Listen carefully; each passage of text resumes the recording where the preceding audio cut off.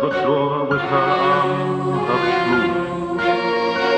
Straight in the maid's bed, she deludes the heaven-proof house with entering clouds.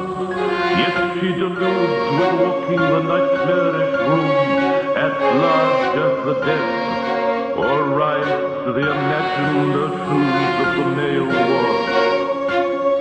She has come possessed, who admits the delusive light through the bouncing wall.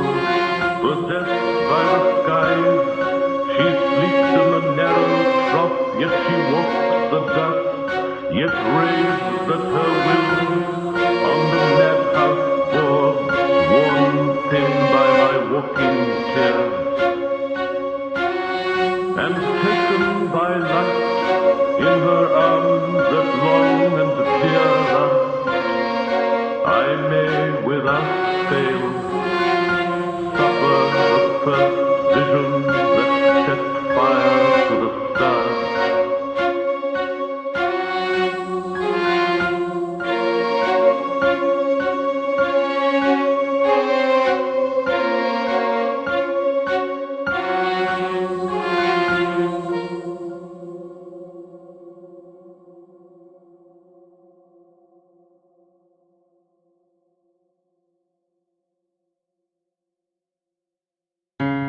It was my 30th year to heaven, worked to my hearing from harbor and neighborwood, and the mussel pool and the heron-twisted shore. The morning beckon with water praying and call of seagull and rook, and the knock of sailing boats on the net-webbed wall. Myself to set foot that second in the still sleeping town of September. My birthday began with the water birds, and the birds of the winged trees flying my name above the farms and the white horses. And I rose in rainy autumn and walked abroad in a shower of all my days. High tide and the heron died when I took the road over the border, and the gates of the town closed as the town awoke. A sprinkle of light in a rolling cloud, and the roadside bushes brimming with whistling blackbirds, and the sun of October summery on the hill's shoulder. Here were fond climates and sweet singers suddenly come in the morning, where I wandered and listened to the rain ringing and wind blow cold in the wood far away under me. Pale rain over the dwindling harbor, and over the sea-wet church the size of a snail with its horns full mist, and the castle of brown owls. But all the gardens of spring and summer were blooming the tall tales beyond to the border, and under the lark-full cloud. There would I marvel my birthday away, but the weather turned around. It turned away from the blithe country, and down the other air and the blue-altered sky streamed again a wonder of summer with apples, pears, and red currants. And I saw in the turning so clearly a child's forgotten mornings when he walked with his mother through the parables of sunlight and the legends of the green chapels and the twice-told fields of infancy. But his tears burned my cheek, and his heart moved in mine. These were the woods, the river and sea, where a boy, in the listening summertime of the dead, whispered the truth of his joy to the trees and the stones and the fish in the tide. And the mysteries sang alive, still in the water and singing birds. And there could I marvel my birthday away, but the weather turned around, and the true joy of a long-dead child sang burning in the sun. It was my 30th year to heaven, stood there then in the summer noon, where the town below lay leaved with October blood. Oh, may my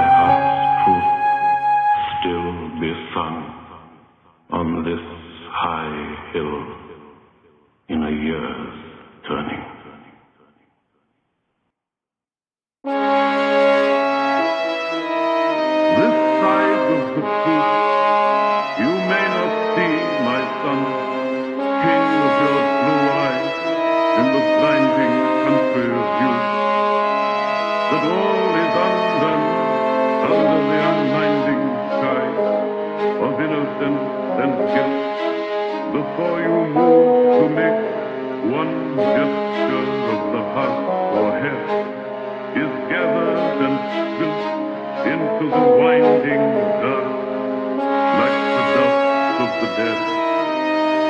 Good and bad, two ways of moving about your death by the grinding sea, king of your heart in the blind day. Blow away like breath, blow crying through you and me and the souls of all men into the innocent dark and the guilty dark and good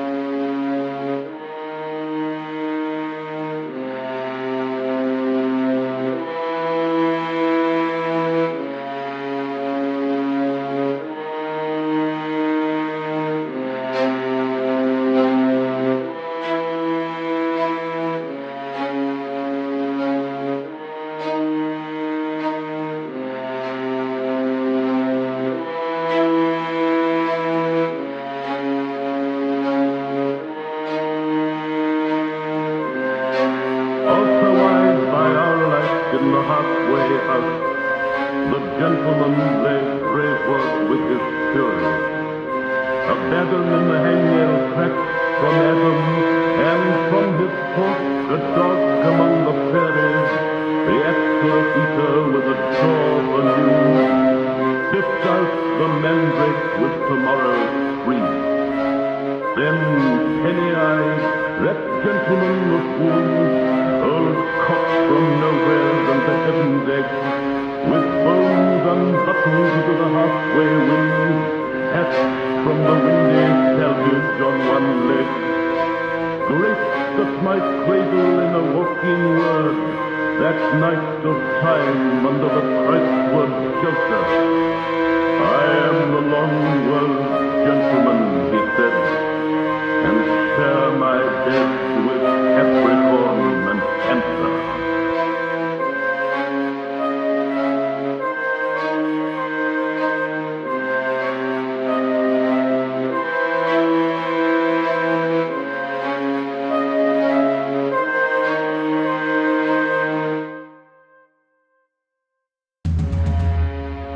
And death shall have no dominion. Dead men naked, they shall be one with the man in the wind and the west moon. When their bones are picked clean and the clean bones gone, they shall have scars at elbow and foot. Though they go mad, they shall be sane. Though they sink through the sea, they shall rise again. Though lovers be lost, love shall not, and death shall have no dominion. And death shall have no dominion. Under the windings of the sea, they lying long shall not die windily, twisting on rafts when sinews give way, rafts to a wheel, yet they shall not break. Faiths in their hands shall snap in two, and the unicorn eagles run them through. Slits all ends up they shan't crack, and death shall have no dominion. And death shall have no dominion. No more may gulls cry at their edge, or waves break loud on the seashore. Where bluer flower may flower no more, lift its head to the blows of the rain. Though they be mad and dead as nails, heads of the characters hammer through days. Break in the sun till the sun breaks down, and death shall have no dominion.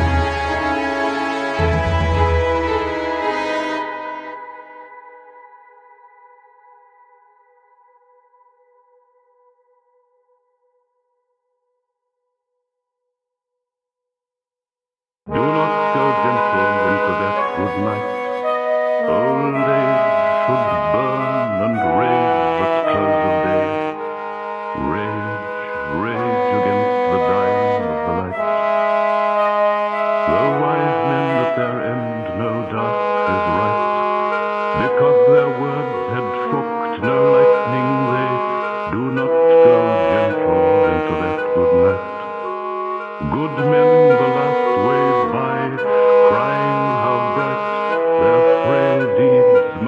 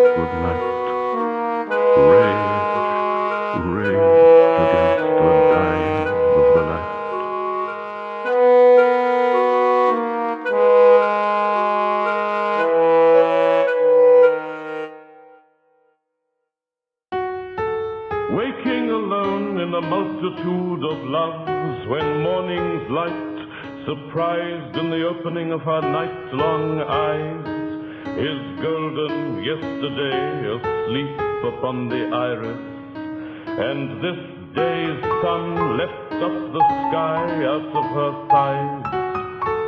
Was miraculous virginity old as loaves and fishes, though the moment of a miracle is unending lightning, and the shipyards of Galilee's footprints hide a navy of doves. No longer will the vibration of the sun desire on her deep-sea pillow, where once she married alone, her heart all ears and eyes, lips catching the avalanche of the golden ghost who ringed with his screams her mercury bone, who under the lids of her windows hoisted his golden luggage. For a man sleeps where fire left down, and she learns through his arm that other sun, the jealous coursing of the unrivaled blood.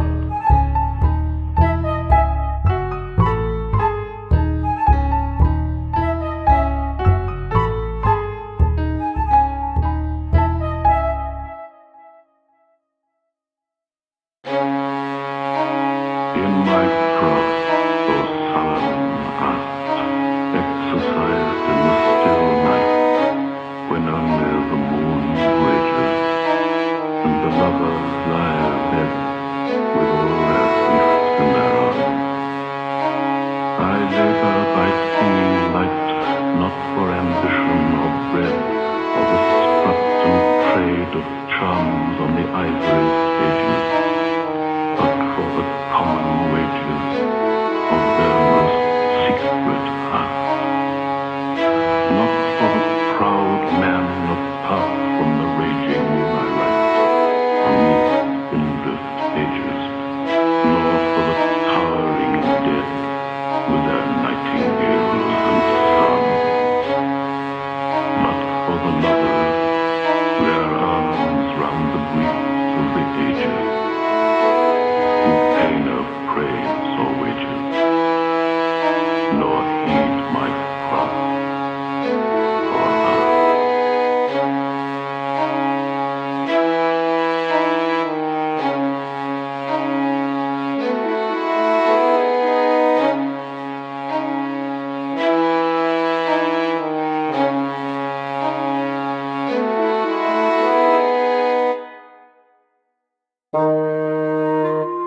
Myself, the grievers, grieve among the street-burned to tireless death, a child of a few hours with its kneading mouth, charred on the black breast of the grave the mother dug, and its arms full of fires. Begin with singing, sing, darkness kindled back into beginning, when the court sun nodded blind, a star was broken into the centuries of the child. My sylphs grieve now, and miracles cannot atone. Forgive us your death, that my sylphs, the believers, may hold it in a great flood till the blood shall spurt, and the dust shall sing like a bird as the grains blow, as your death grows through our hearts.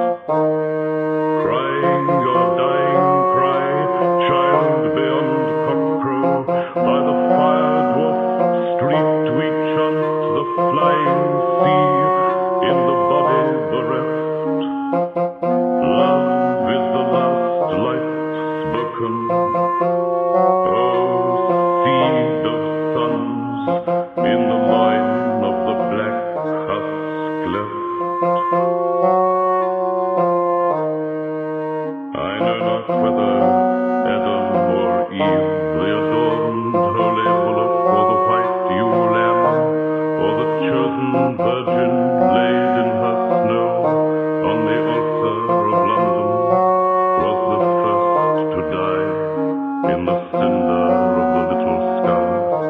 O bride and bridegroom, O Adam and Eve together, lying in the lull under the sad breast of the headstone, white as the skeleton of the Garden of Eden. I know the legend of Adam and Eve is never for a second silent in my service over the dead infants, over the one child who were priests and servants, word singers and tongue in the cinder of the little skull.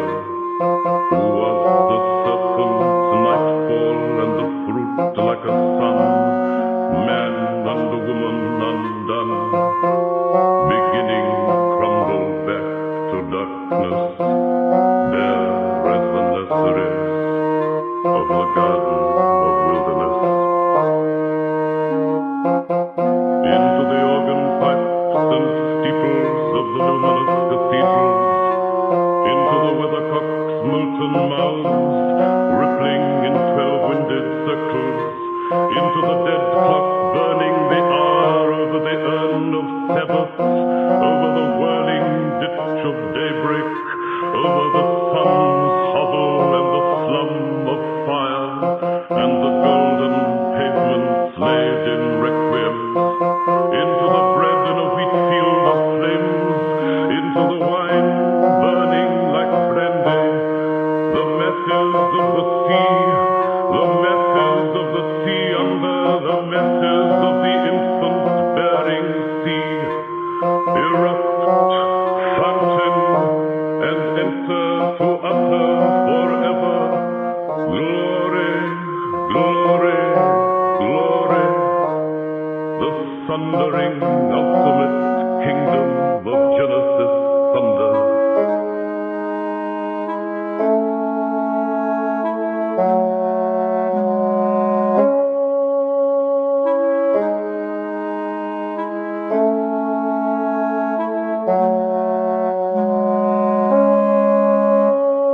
Myself, the grievers, grieve among the street-burned to tireless death, a child of a few hours with its kneading mouth, charred on the black breast of the grave the mother dug, and its arms full of fires.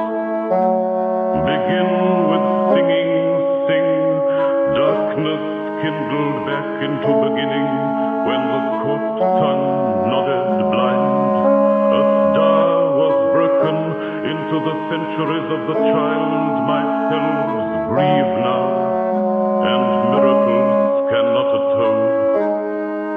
Forgive us your death, that myself, the believers, may hold it in a great flood till the blood shall spurt, and the dust shall sing like a bird as the grains blow, as your death grows through our heart.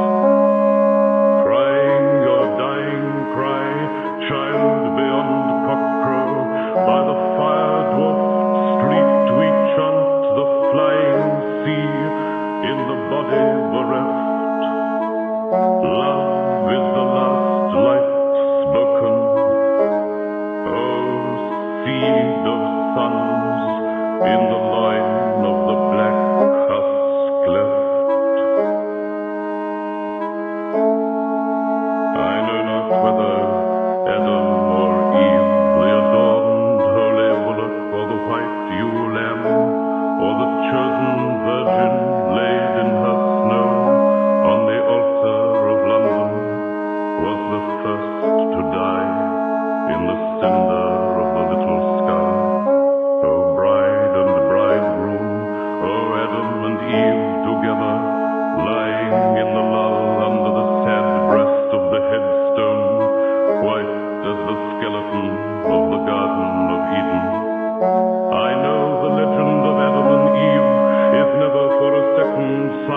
in my service, over the dead infants, over the one child who of priests and servants, words, singers, and tongue, in the cinder of the little skull, who was the serpent's nightfall and the fruit like a sun, man and a woman undone, beginning crumbled back to darkness, bare as the nurseries of the garden of wilderness. Into the organ pipes and steeples of the luminous cathedrals, into the weathercock's molten mouths, rippling in 12-winded circles, into the dead clock burning the hour over the urn of Sabbath, over the whirling ditch of daybreak, over the sun's hovel and the slum of fire, and the golden pavements laid in requiems, into the bread in a wheat field of flames, into the wine